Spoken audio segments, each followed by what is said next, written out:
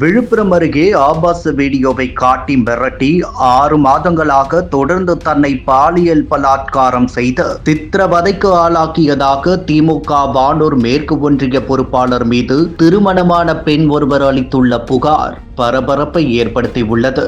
தமிழகத்தில் திமுக ஆட்சி பொறுப்பேற்ற 4.5 ஆண்டுகளில் கஞ்சா, அபின் உள்ளிட்ட போதை மாத்திரை அதிகரித்துள்ளது. இதனால் குற்ற சம்பவங்கள் தமிழகத்தில் அதிகரித்து வருகின்றன.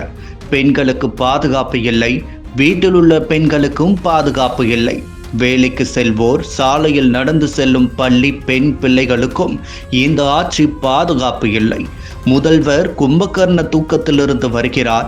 அண்ணா பல்கலைக்கழக பாலியல் வழக்கில் திமுக உறுப்பினர் இல்லை என சொன்ன திமுக வானூர் ஒன்றியத்தில் திமுக ஒன்றிய கழக செயலாளர் பாஸ்கர் என்பவர் கணவனால் கைவிடப்பட்ட பெண்ணை மிரட்டி பலாத்காரம் செய்ததாக குற்றம் சாட்டப்பட்டுள்ளது. புகார் அளித்து 6 நாட்கள் ஆகியும் இன்று வரை வழக்கு பதிவு செய்யப்படவில்லை.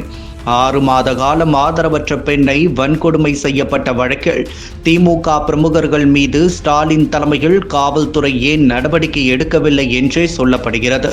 வீடு கட்ட மணல், ஜல்லி வாங்கிய போது பாஸ்கரன் அறிமுகமானார். வாங்கிய பொருட்களுக்கு பணம் கொடுத்துள்ளேன். அடிக்கடி மொபைல் போனில் என்னிடம் பேசிய பாஸ்கரன், உன் கணவர் உன்னுடன் இல்லை, எனக்கு திருமணம் ஆகவில்லை, நாம் ஏன் ஒன்று சேர்ந்து வாழக்கூடாது என கேட்டார். நான் அழைக்கும் போதெல்லாம் நீ வர வேண்டும், இல்லாவிட்டால் வீடியோவை வெளியிட்டு அசிங்கப்படுத்தி விடுவேன் என மிரட்டி 6 மாதமாக பாலியல் தொல்லை கொடுத்து வருகிறார். பாஸ்கரன் மீது நடவடிக்கை எடுக்க வேண்டும் என கூறியுள்ளார். திமுகவில் மட்டுமே கடந்த ஆண்டு ஞானசேகரன் என்ற திமுக அனுதாபி அண்ணா பல்கலைக்கழக வளாகத்தில் மாணவிக்கு பாலியல் வன்கொடுமை செய்த சம்பவம் நடந்தது.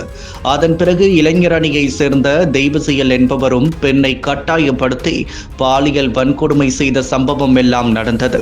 இப்படி திமுக ஆட்சியில் கேள்விக்குள்ளாக்கி உள்ளது பெண்கள் பாதுகாப்பு. ஆனால் முதல்வர் ஸ்டாலினோ இளைய சமுதாயம் தன்னை அப்பா என்று அழைப்பதாக வீடியோ போட்டு வருகிறார்.